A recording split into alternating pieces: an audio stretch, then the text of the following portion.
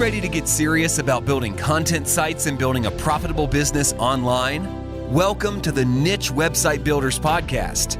We bring you the latest field-tested tips, tricks, and strategies for building a profitable online asset. We interview industry experts, share customer success stories, and reveal our own experiences working on hundreds of sites to inspire and motivate you to make something happen. Let's do this.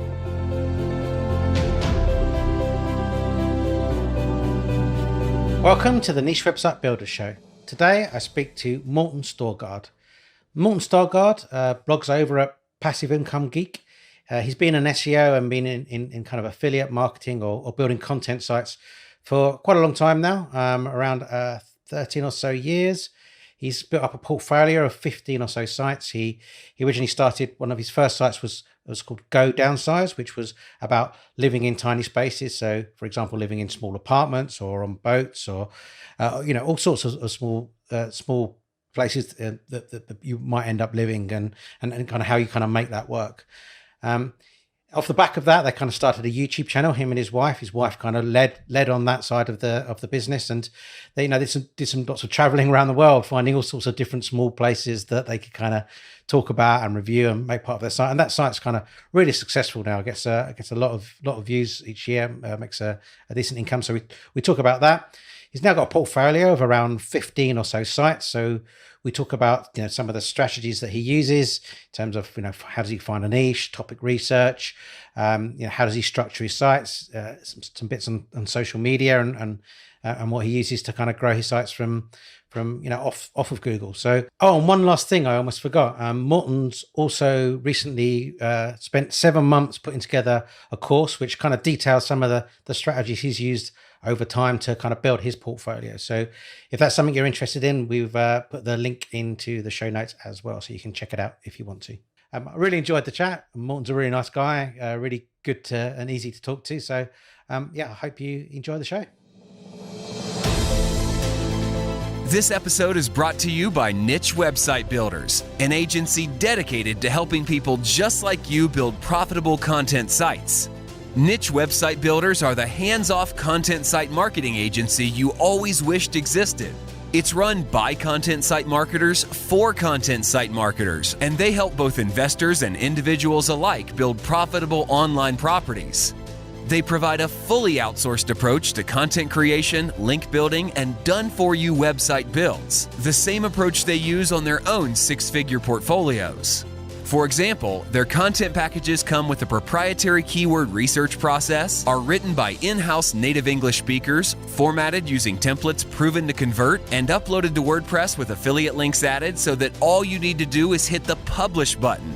Check them out at nichewebsite.builders/show. That's nichewebsite.builders/show and fill out the form to get coupon codes for 10% more content or a 10% discount on links with your first order sent right to your inbox.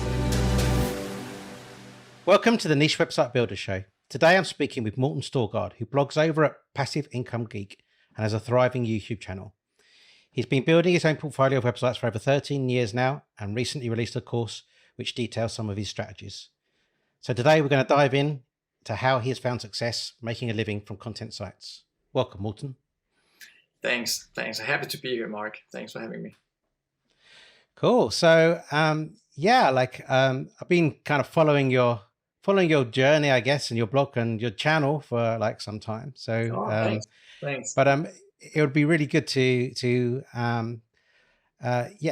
let the audience know a little bit more about yourself and your background for those that haven't been following you. Sure. I started straight out of university, starting an e-commerce site, selling photo products for Denmark, Norway, Sweden, just the Scandinavian countries. We're so small, so you kind of gotta stack a few countries here together to like get any decent audience. So I did that for a couple of years and quickly found myself heading into the SEO department of the company. We quickly grew to like 10, 15 employees. So I kind of got myself out of the CEO role there, found somebody else to run the company. And then I just did the SEO stuff because we also started doing SEO for other companies. I had an investor invest in that company. So he had a lot of other companies that he co-owned and that he started and stuff. So we started doing SEO for a handful of bigger companies, and that's really how I got into all this stuff. So after 3 years, I left that company and I kept a few of the SEO customers and just started out as an SEO consultant, because I guess my main motivation to become an entrepreneur was to have more freedom and have more, financial freedom, geographical independence, and none of that was like by any stretch of the imagination possible with that business. So it was production. We were producing something like this up here, like photo canvases. So we had production and we had customer service. We had, all of it. So I got out of that, and that got me into SEO and client SEO for a long time. I did that 7-8 years, I think. So the clients kept getting bigger and bigger, and it also made it harder to leave because the money also got better, of course. But I finally pulled the plug on that whole thing. Was 2-3 years ago.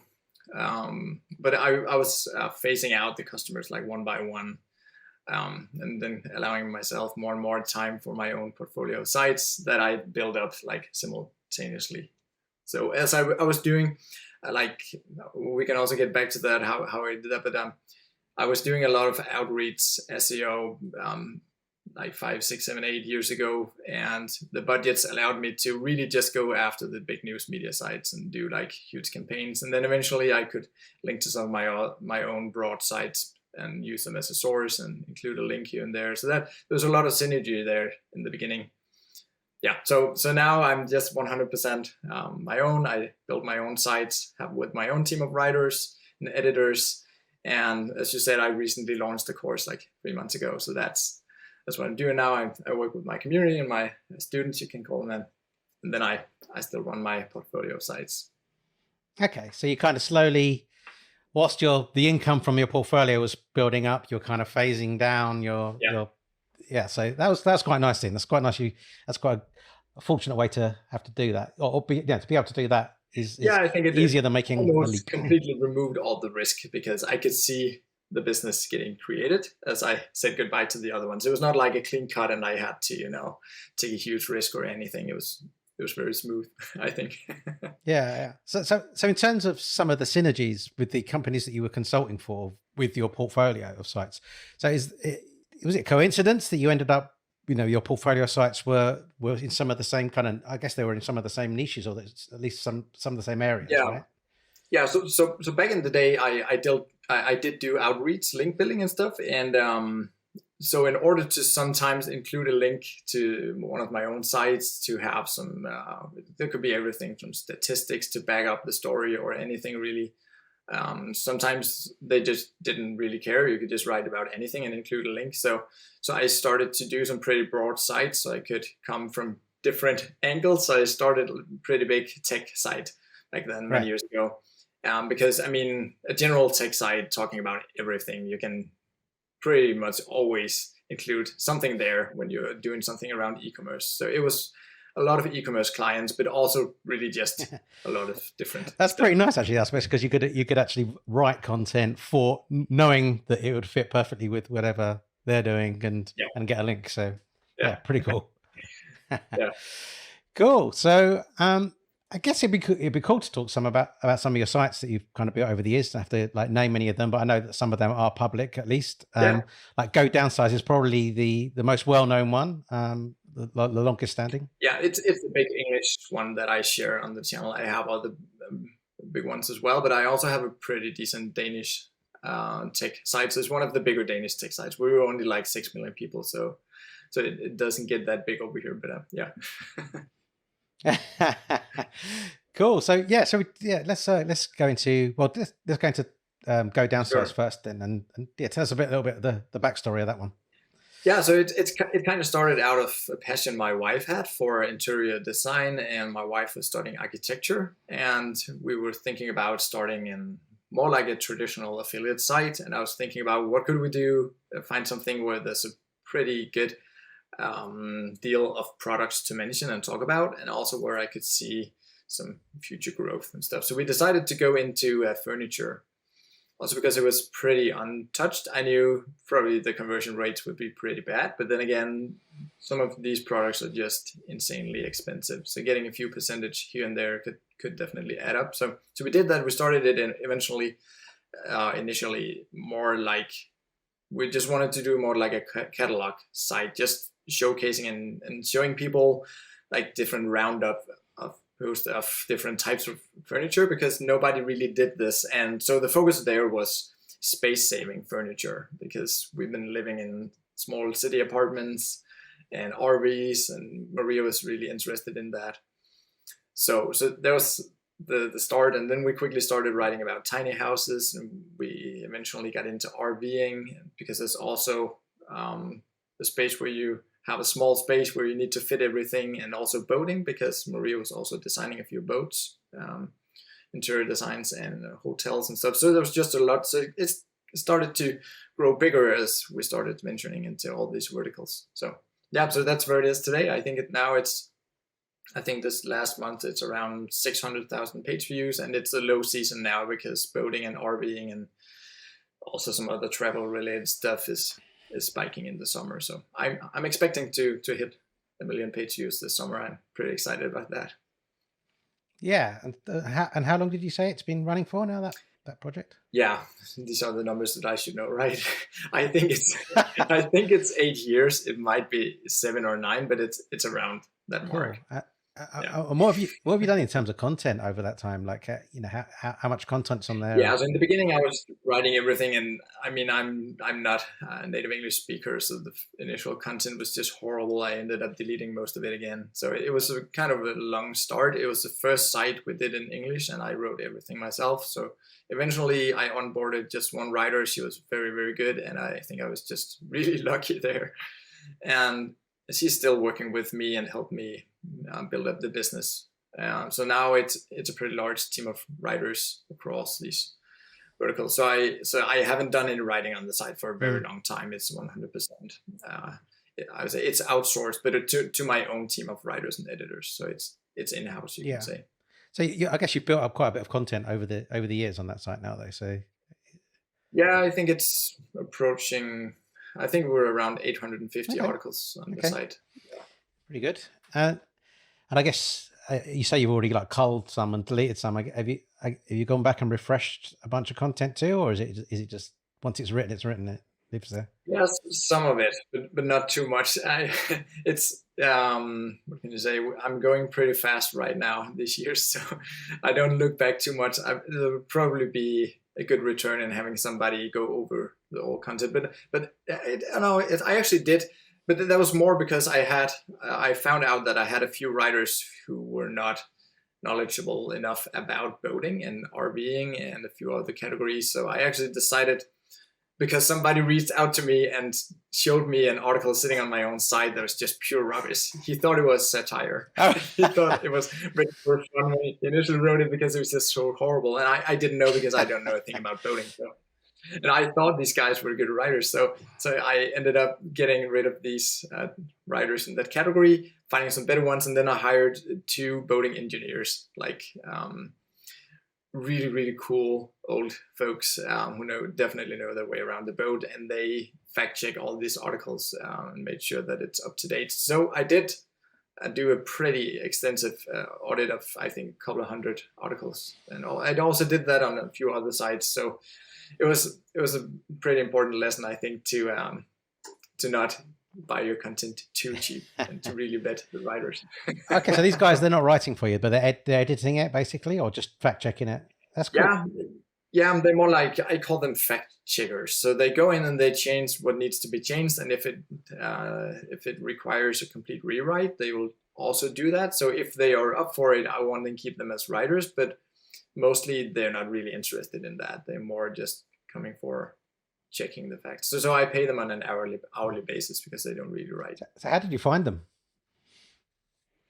Yeah, it was kind of interesting, because this guy reached out to me, this guy I told you about. And so it took me a few days to figure out what to answer this guy, because obviously I had a problem that I needed to solve that I didn't know I had. And so I decided to write him a really kind email back and thanking him for putting it to my attention. And then he eased up a little bit. He was kind of rude, I would say. The language was a little harsh in that email. And it was because he was a professional boater, and turned out he had a huge YouTube following and Facebook group. I think he had like 30,000 people following him, and he's been writing for some major publications. So there was just no way I could afford him. We had a little fall from back, and I decided, or I convinced him to help me find some good writers. So I had some people write a test article for me on a pretty technical topic, and then I sent it to him, and he could say, this one is good, this one is bad, this one is good. And so he helped me find some good writers. And I did the same thing for another site where I had the exact same problem, and there I reached out to a Facebook group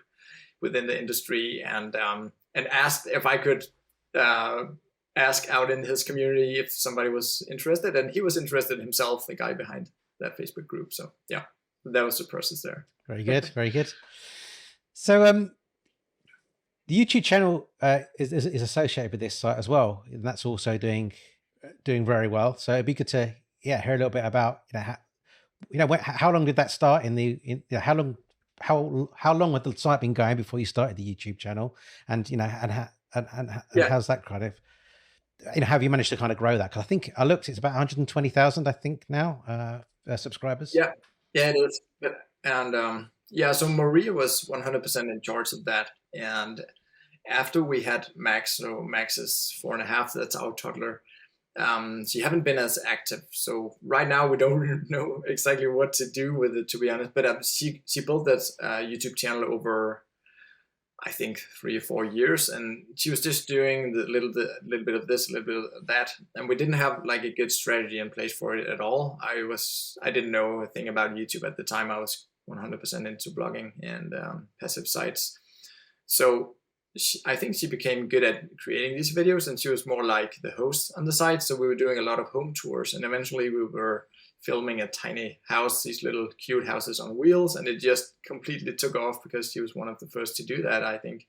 So one of these videos had like 100,000 plays in a fairly short amount of time, and then we figured out, okay, so this is the formula for this YouTube channel. We just traveled around the world filming tiny spaces for a long time, and because we like to travel, that was what we wanted, and it made complete sense to do that.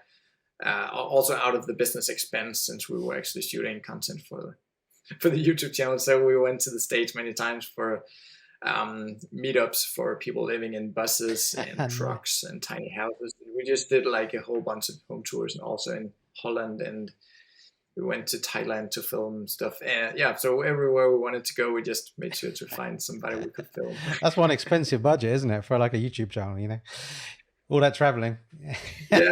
Yeah, we also did a lot of content for the site. Yeah. We also did a post for each, and obviously we couldn't deduct everything, but it helped.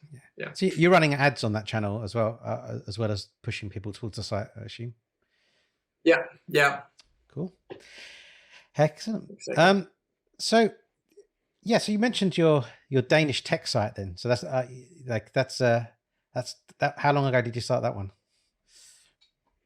Yeah, that was a little before the Downsize, but I think it's pretty much around the same time, maybe 7-8 years ago as well. So I started these two projects, and I was pretty invested in both the Downsize site and this one. And so it was mostly built alongside my clients, and just because I was interested in everything tech. And that's just really just a very broad tech site, is it? It's nothing specific for it's very broad. It started out comparing broadband prices, and actually I changed the front page to just be a comparison of broadband prices, because I thought it would rank better to use the front page instead of the URL deep inside the site. That didn't happen, and now I don't know if I should change it back to just be more like a we can say magazine style front page. But that's the main monetization on the site, is comparing broadband prices, and also VPNs, and there's some good commissions there, and also mobile subscriptions. So broadband is a little special here in Denmark because we have a lot of big vendors. So it's not like in the States. I don't know exactly how it is in the UK. I guess you guys also have quite a lot of competition within broadband. Yeah, we have like right? 4 or 5 main kind of companies. Yeah. Okay, yeah, because I know in the States, in many areas, they'll only have like one option or maybe 2, and the number 2 is horrible. So there's not a lot of competition. But over here, there's a very, very fierce competition, and the commissions are sky high, and people change all the time. And yeah, because they get this good deal, and then you can promote that and get people to change once in a while. So yeah, cool. Okay, awesome. So generally, how are across your portfolio of sites, like how are the sites generally monetized? Is it all affiliate through ads or? Yeah. So a few sites are very heavily in the affiliate side of things, and my newer sites and my bigger sites are more ad revenue. Also because it's so easy to scale a site with ads because you don't even need to think about putting in affiliate links. You can just hire a good writer and just throw a ton of content out there. But of course, that. But yeah, so I think it's also because it's going pretty fast, as I said, the last couple of years. So I guess I should also hire somebody to throw in more affiliate links. But it's for the bigger sites, it's mostly ads. And then I eventually try to dive deep into a category where I know there's some good affiliate deals and try to dive into that. And they rank easier generally, the info sites with the ad revenue. So yeah. Exactly. Yeah, it's easy to get some traffic. So do you always avoid Amazon, or do you have some Amazon affiliate sites as well? I do a little bit of Amazon. Yeah, I never really build like a true Amazon site. So I also, because I started in furniture, so as I said, with Downsize, and this other site was in the tech department with broadband and stuff. So I got into some other ad networks from the very beginning who had something else going on. So because all these furniture stores were on ShareASale and Commission Junction and the VondLink and some of those, so I dived into those way more than Amazon. So I've actually never really done like a true Amazon site. Well, yeah, that's a good thing. That's like less risk right there. So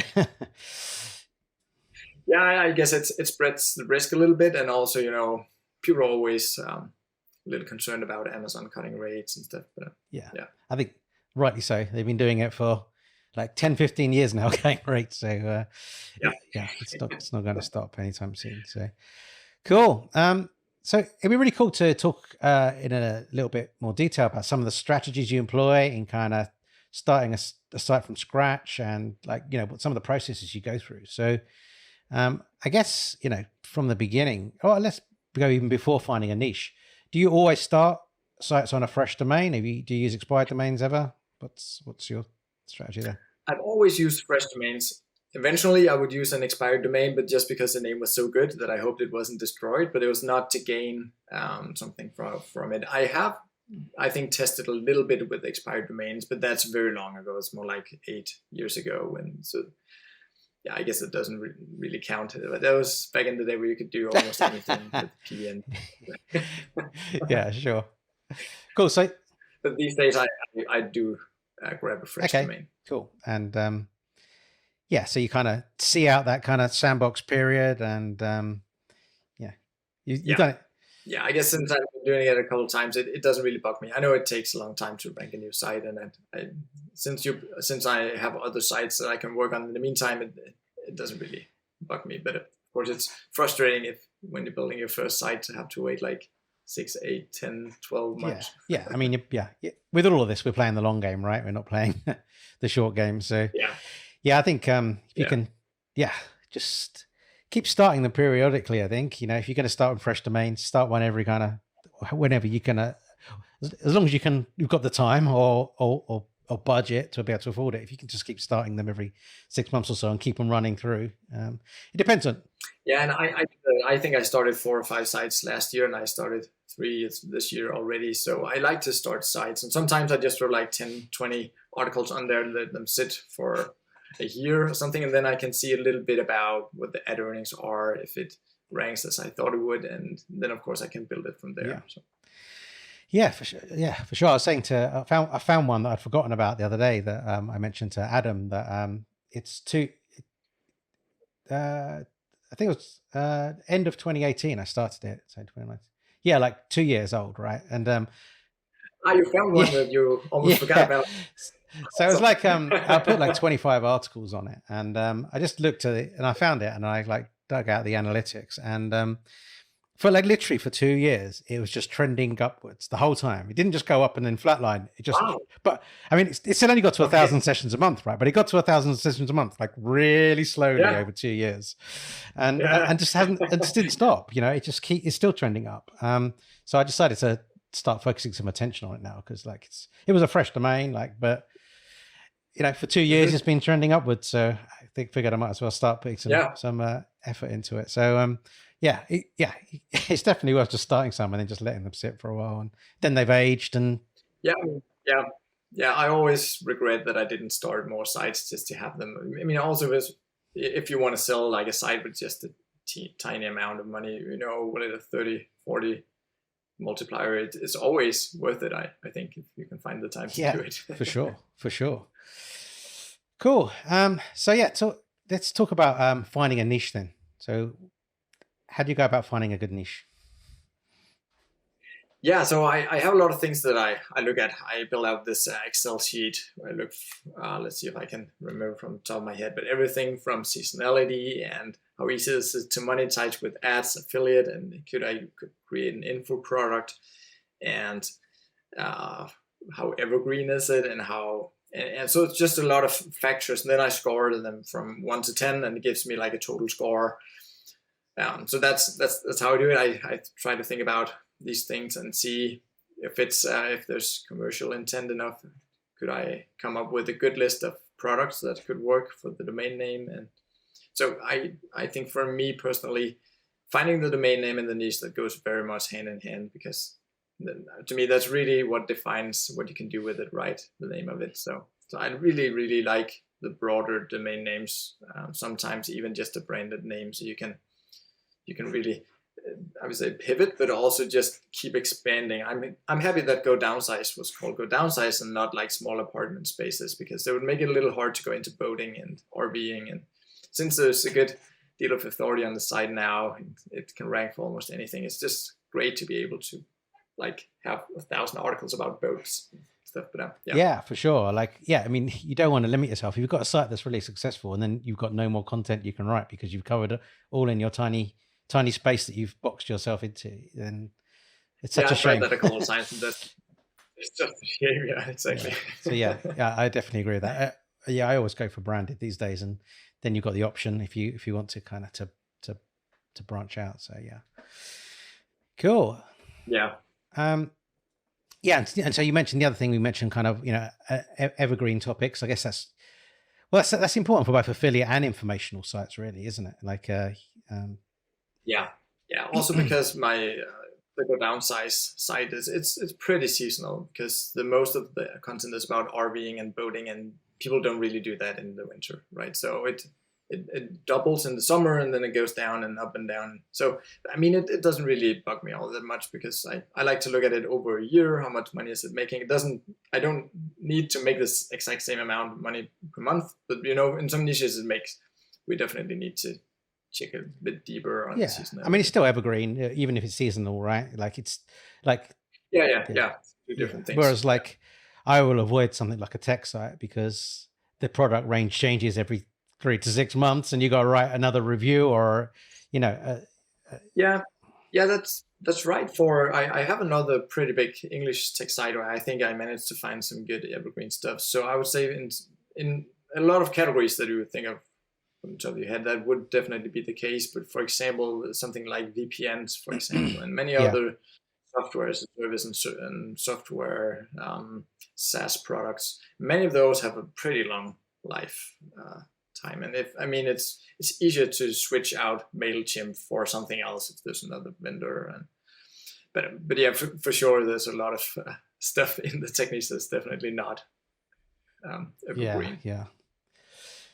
Okay, cool. And so in terms of, you know, once I guess part of choosing a niche is like, you know, the topic research aspect of it. So making sure that there's going to be enough to write about, and, Yeah, well, tell us about your topic research kind of strategy. Yeah, so I like to always find at least the first 20 topics before I decide on a domain name and the niche, to know sort of in which direction to go. And for the topic research or keyword research, we can call it, I mostly use Google autocomplete, and the people also ask. And I also like to just think about it. What can you say? With a good, can you call it stomach feeling? Yeah. Going into forums and really just try to immerse yourself in the niche and just really write down anything you would want, think about as a beginner, and just try to create a list like that, and then just doing like a ton of searches and see, is this something with a lot of competition? Because obviously for the first articles you would need to go for something that's either very, very low competition, something with a very, very low competition. So that's what I'm going for. I'm going for what I call underserved topics 100%, and for a long time, to really get some initial traffic where there's not a single article written on that. So sometimes it's pretty specific, but many times, I mean, if you spend a good amount of time, I'm sometimes able to find some pretty broad stuff that hasn't been covered well, with the headlines and the articles are not really on point, that I can rank for. Yeah. So do you plan out, you said, sort of 15, 20 topics. So I guess you're planning out like a year or two's worth of content potentially, like from the outset? I try to stop at the around 20 articles, so it doesn't take too long from finding the topic till it's actually on the site. Because if somebody else wrote it, it's a pity, because I want to find something initially that nobody wrote an article about. And so that's definitely my main strategy for getting some initial traffic to the site, to find these really underserved topics. So I spend a lot of time doing that, to find something where it's really just user-generated content and forums, where there's not really any articles at all, to really get the site started with that. So I do that for the first 20, 30, 40, 50 articles if I can. If it's not too competitive, sometimes it's impossible to find that many topics that haven't been written on. And then eventually, as links start coming to the site, and it has more and more traffic, I'll start going a little deeper into the niche and find something where there's can be a bit more competition. Okay. So so when you're talking about the topics, you're talking about the articles themselves, really. You're trying to find 15, 20 articles. Yeah, themselves. sorry. Yeah. I was thinking you meant like 15, 20 topics with like 50 articles in each or something, in each topic. So, okay. Yeah. So I start with 20 articles. Yeah. Headlines. Yeah. And then I go from there. And then I try to have them published, and then I find some new ones. So I try to not have like many months from coming up with the article till it's posted on the site. Okay. So you kind of, you sort of do it in batches of 15, 20. So in terms of you research those first 15, 20, and you're looking obviously for very low, because you've got no authority at this point. Is there any point that you just let it sit, or do you just keep just to wait till you get some traction after that and wait to age a bit, or you just push on and just keep going, knowing that you're going to come out the sandbox at some point? Yeah, all of the above. I would say there's a few sites that I just knew from the beginning that I wanted to really build out to become like large sites with thousands of articles. So for those, I just kept at it, adding like 20, 30 articles every month, even though like nothing happened for quite a long time, because I know it will take off eventually. And for other sites, I just had an idea that maybe this could be cool to do, but I don't really know if it will work, if it's too competitive. Like if I can really convert these products, get people to do whatever XYZ that I want them to do on the site. So sometimes I will just let 50 articles sit there for a year or two to see how it does with ads and affiliate. So I would say both, but I have a few sites that I continually push the content to every month for a couple of years now, and they're getting up there. I totally agree with that. That's what I always do, and that's what I always suggest to people as well, is that you're just wasting time if you're sitting here and waiting for it to sit and then hoping you'll see something. You keep pushing on. If you're systematic about continuously publishing content and keeping that going, then you're going to get there in the end. And I think lots of people give up like on a site like way too early before you've even really given it a chance. But, some people think that I've done even as low as 30 articles and think that's enough. I should be seeing some like good revenue from, you got to get like 100, 200, 300, like this is like. Yeah. And especially if those are the first 30 articles they ever wrote, half of those would probably never take off because they didn't really do it right, maybe. So yeah, and then they'll come back after 2 years and something would have happened and they regret they didn't do more right. Exactly. Yeah, exactly. And then you've kind of lost lots of time. And yeah, just keep pushing on. And the other thing is that, like generally, like it's about 20% of your articles that make up the majority of all of your traffic to the site. So if you've only written 20 articles, the chances are is like maybe 2 of them are like the good ones, and like the other ones are never really going to rank that well. So you haven't really given yourself like much chance. So yeah, it's definitely some risk of that. Yeah, I guess it also depends on where you are in your with your business. So since you and I both have a portfolio of sites, it makes sense sometimes to just test something out and let it sit there and come back to it because we have other things to attend to. But I definitely agree. Like for a beginner, they should just keep at it and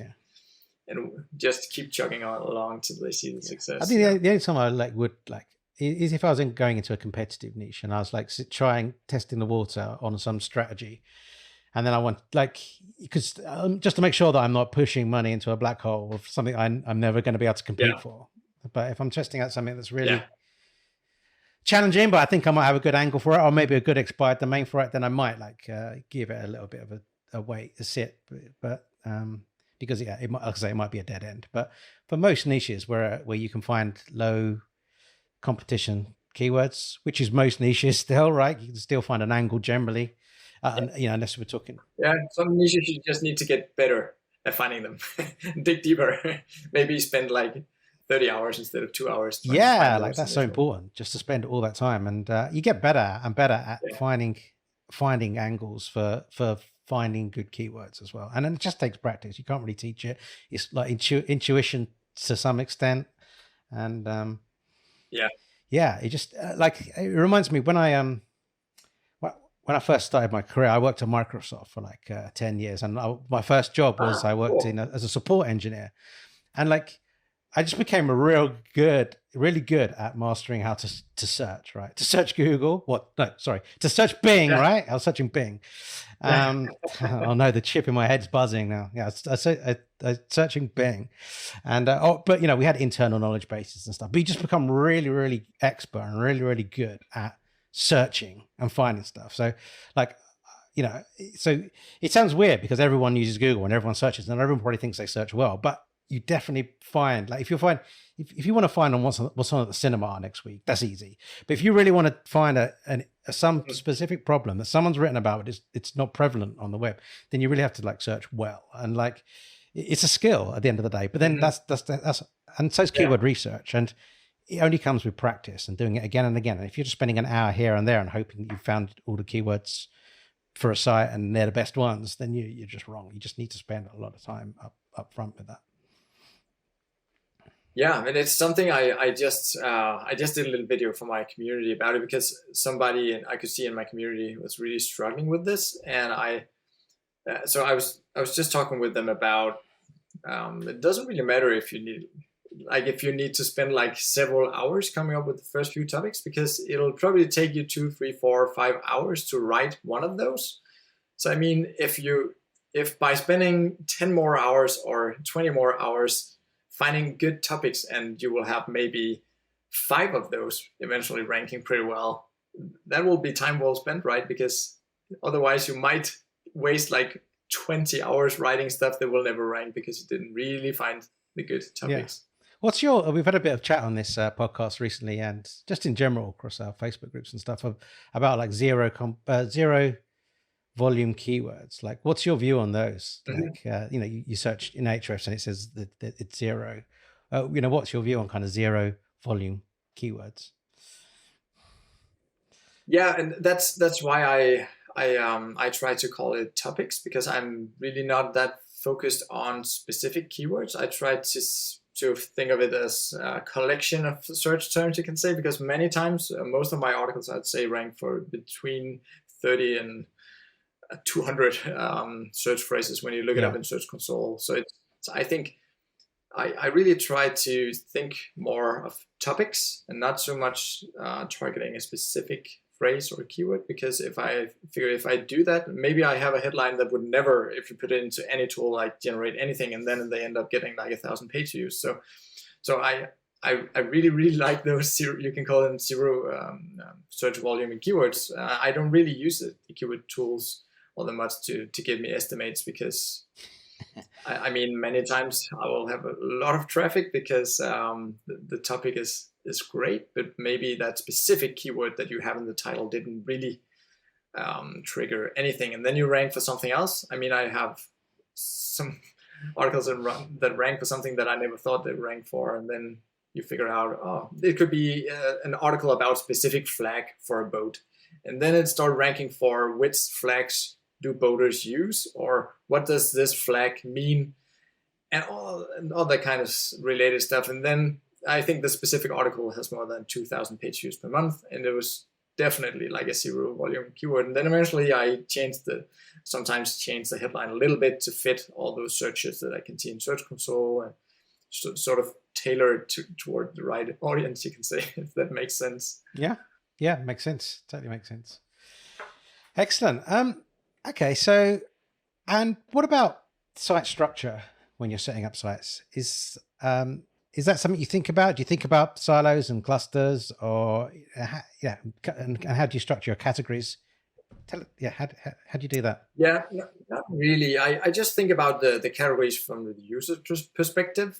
But then again, I try. So for the first batch, you can say, like, let's take the first 20 articles, for example. I try to keep them very, very closely connected. So maybe it's different aspects of the same product or the same service, or so it could be a specific product, and then you try to answer everything that nobody answered about this very specific thing. So I try to keep it closely knit together, but then I might branch into something totally different. And so of course those are, you can say, clusters or silos. Yeah. But for the site, and I guess I haven't been doing too much internal linking. That's also because it's been going a little fast.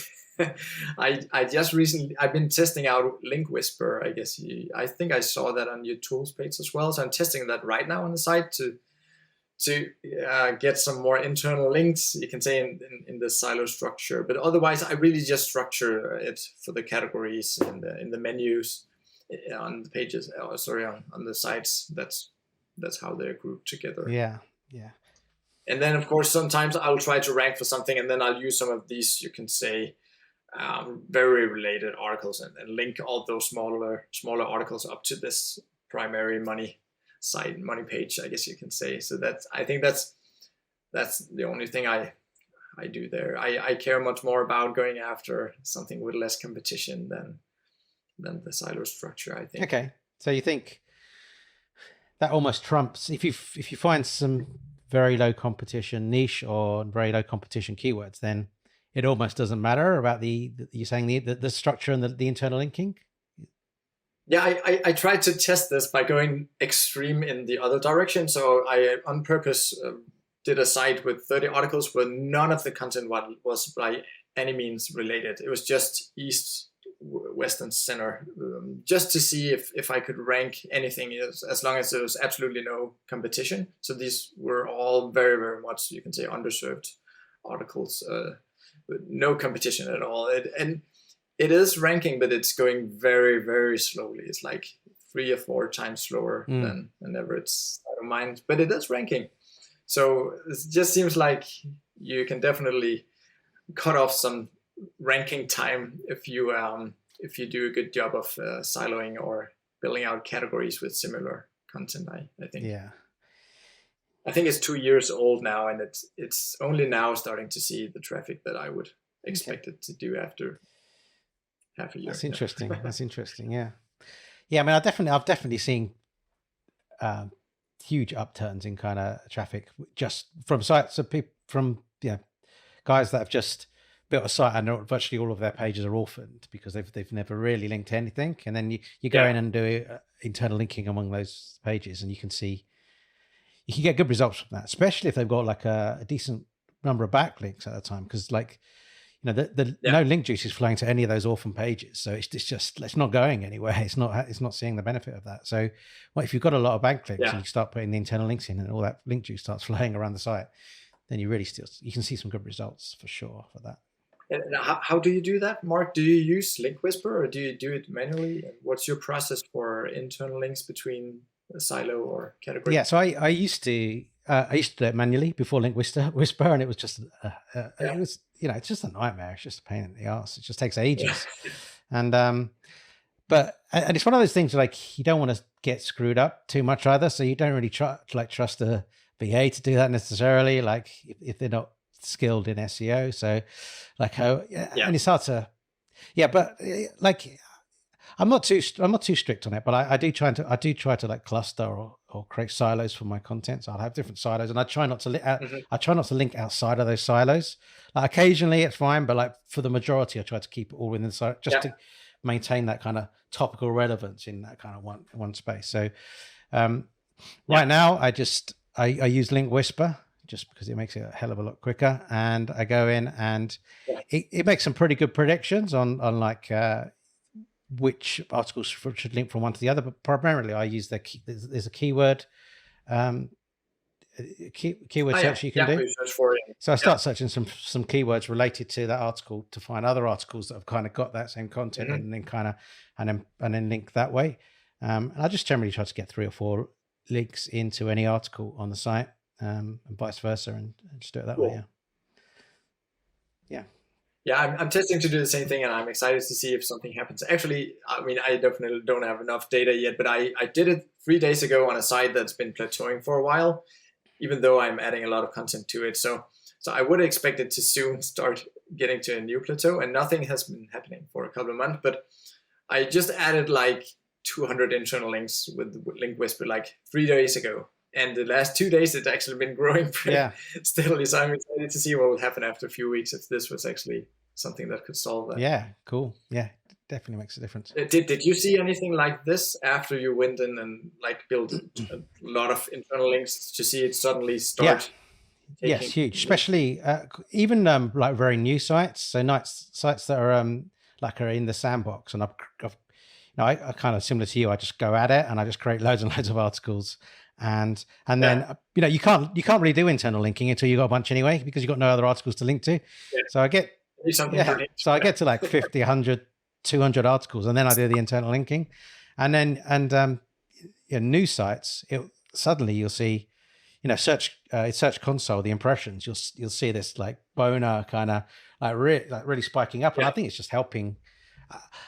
I mean, I've not tested it side by side, but like I suspect it's helping you kind of speed up that sandbox process a little bit. But you're definitely I definitely start ranking for more keywords and getting more impressions much more quickly when I've done that. Okay, I'm excited to hear that, because I mean, of course I do some internal links, but I've just been dripping them here and there. I have never before like not done it and then all of a sudden put all of them in there.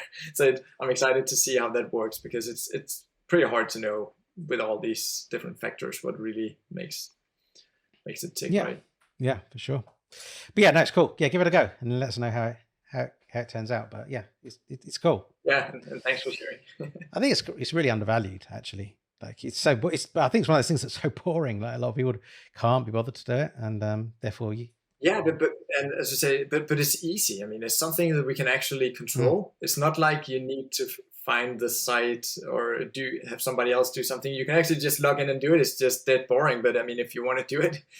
So I try to just spend like half an hour per day doing it, and then eventually go through all these tons of articles and make sure that I get them to link. So I'm excited to see. Yeah, do it. Awesome. So social media, we've already mentioned like I guess you call YouTube social media, but kind of, do you ever use any other social media for your sites? And if so, like what and how? Yeah, only YouTube and Pinterest. Just because, they're good traffic drivers. I never really used like Instagram and Twitter. Feels like you just drip another little tweet or picture in the big sea of nothingness, and then nothing happens. Yeah, so Pinterest in some niches, for example, with Go Downsize, because it's furniture, it's interior design, so it's very, very visual. So it makes a lot of sense. But not for all sites. I also have bigger sites that I didn't build like any social presence for, and they do really well as well. They didn't rank any slower, I think. So I think it's an opportunity for extra traffic, but I don't see it as necessary. But I mean, I could be wrong. I'm not in any YMYL niches. I did a little bit of testing that failed. So I don't know if maybe it's important there. What do you do with social media profiles? Do you do that? Yeah, I only really use Pinterest as well in any kind of great capacity, because like you say, like all other social platforms are transient. So like you post and it's gone forever.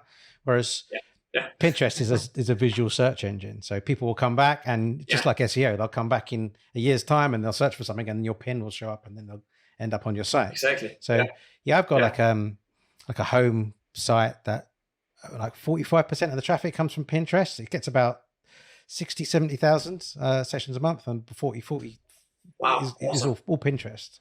And sorry, is it converting as well? I don't know if you do affiliate or ads with it, but is it making as much money per 1,000 page views as search traffic? The truth is, I haven't even never tested it. I don't know, to be honest, whether it does or whether it doesn't. That's the honest truth. So I think on my side, Go Downsize, it's doing pretty well. It's maybe pulling in like 80% of what Google search traffic. But Google search, I mean, organic Google traffic is by far the best traffic source across my site. Yeah, I think that generally is the case. I mean, it's about 2/3 of it is ad revenue, I think, and 1/3 is affiliate on that site. But like it's still great for ads and and that's so you can't complain. And it's like it's pretty cheap as well. Like I've got someone who does that for me, and they just create pins on all the new blogs, but they go around and create pins on all the old blogs again, and kind of just keep pinning stuff. And I definitely need to find somebody to do that. I had one at one point, but then she quit, and I didn't find any person to do this. I haven't really kept up with it like too much. Like the guy, he kind of keeps up with it somewhat, but I think we used to use, I can't even think what it's called now. The what's the Tailwind? Yeah, I'm using, but these days I don't think that's a recommendation. You're supposed to be using like live. What's it called? Live. I think it's called Twitter live pinning, something like that. I think no, not Twitter. Pinterest live pinning. Yeah, like I think like Tailwind was the thing. Like it was the only tool. It was great, and it just did lots of things. But I think like you just can't, like that just doesn't work as a strategy anymore. They kind of eliminated that tool. So for a long time, you're supposed to be not pinning directly on the Pinterest platform, but you're supposed to pin from your site. Like so, like that apparently is like kind of better, but also, you're supposed to use I think it's called live pins, Pinterest live pins. Let me just check. I'm going to search for it while we're doing this. But it might not be called live pinning because nothing came up. But it's something. It's in the it's live pinning. It is live pinning. So it's like it's something that's on the Pinterest platform. So they're kind of forcing you to kind of use their platform, I think, rather than like Tailwind. So, but yeah. Yeah, I mean, it also makes sense for them to not be so dependent on software that kind of tries to cheat, right?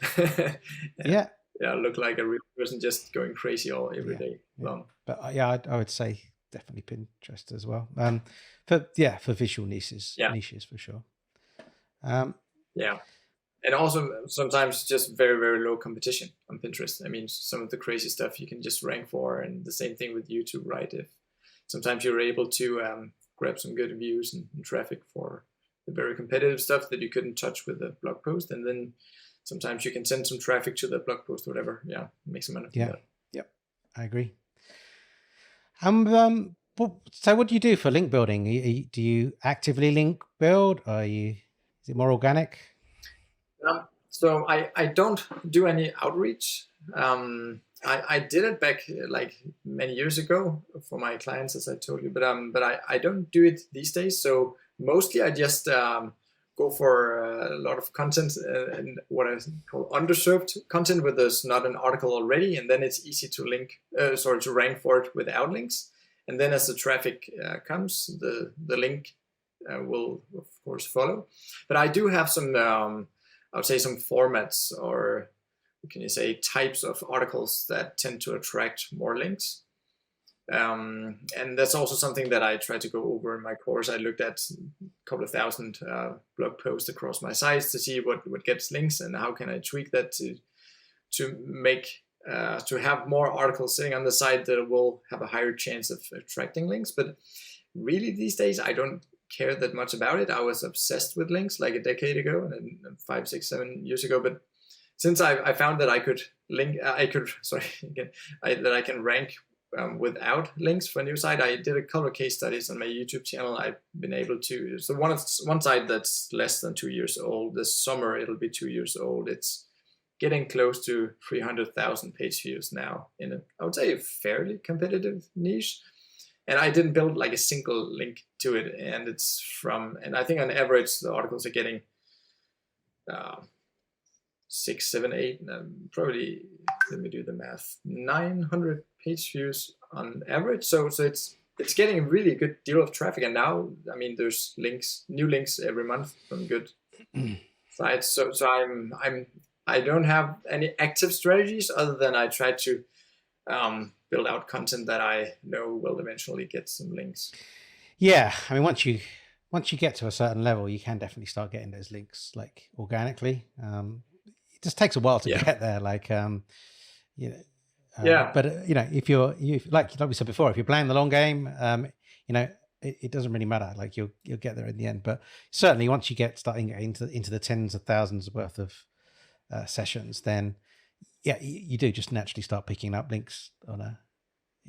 Yeah, and also I also have like another site that's getting a couple 100,000 page views, and if you look in the tools, I mean the domain authority is maybe 4 or something because there's not really many links, but it starts to beat some competing articles. And I don't know if it's just because Google can see that I have good metrics on the site. I like to write long format articles and really get into like the subheadings. I don't try to cram a lot of keywords into the subheadings. I try to really just create the best possible outline. Sometimes I will have 4 or 5 subsections where I don't think people would actually search for it, but it would just make this article better to keep people on that article. So I really think mostly about the user experience there and see if I can create a resource that's just by far better than all these other articles. Sometimes, you can just see that just stuffed every keyword in there and it doesn't really make sense when you read it. So people bounce off after a paragraph or 2. And then I find I can typically beat it with just a good article where I really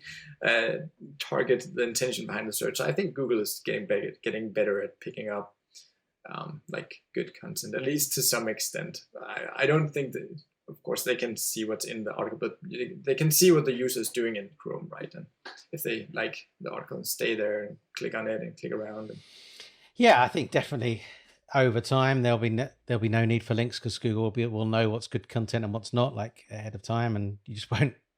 They won't need those external kind of factors to like be able to predict that. But I still think it's quite a long way away. Sometimes you find horrible content on a very, very established site, right? So it doesn't mean that you have good content just because you have a lot of links to other articles. Yeah.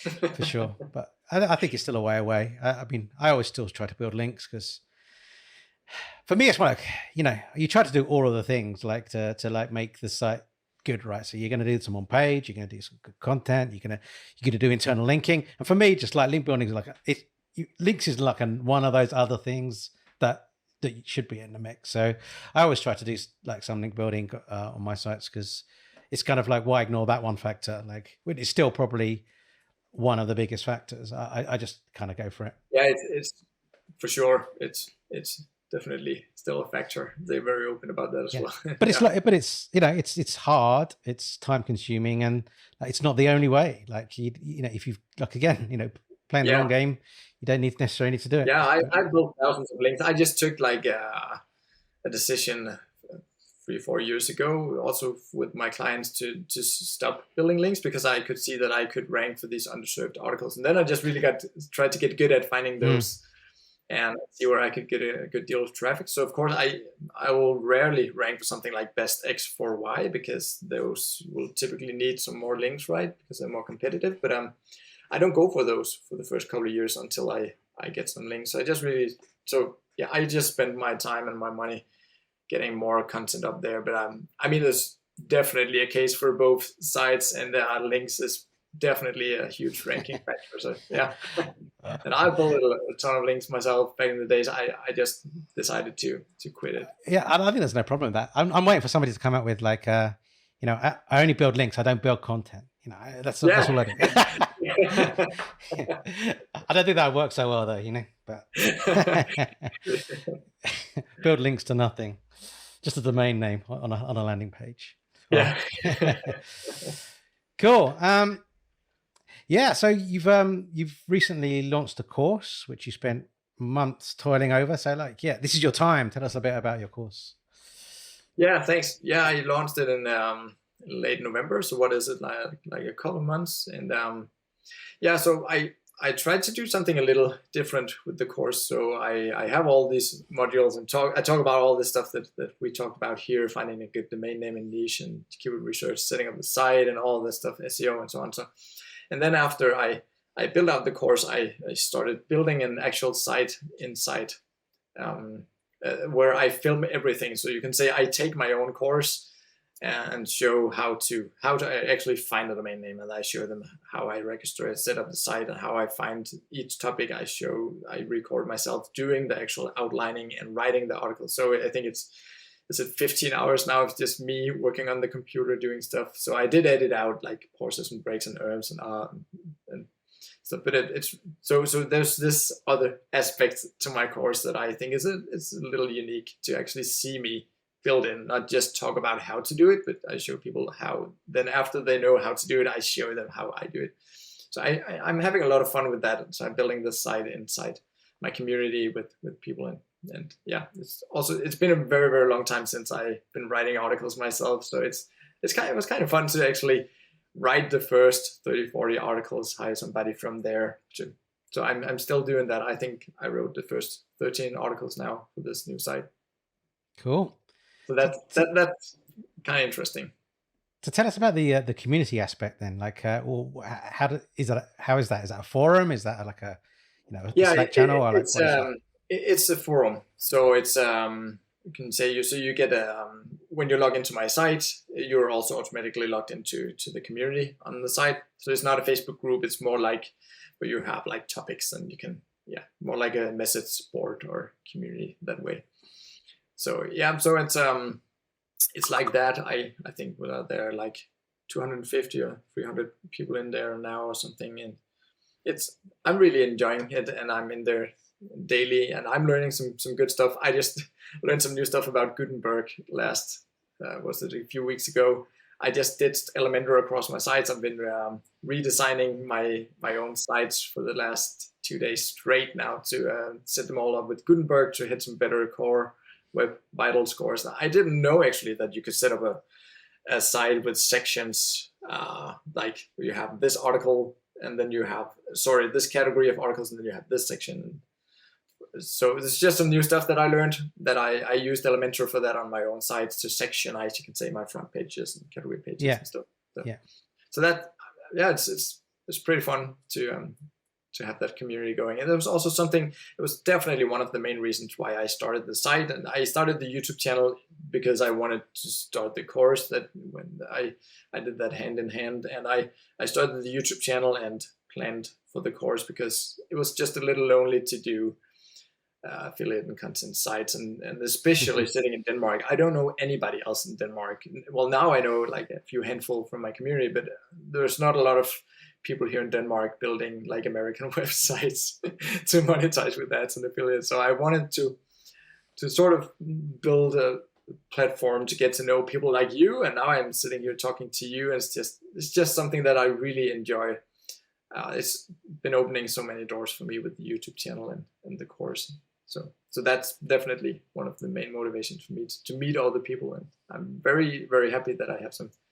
I mean, of course, I have a lot of beginners, but I also have some guys inside the community that I can learn from, who are ahead of me, who do some pretty amazing stuff. with their own.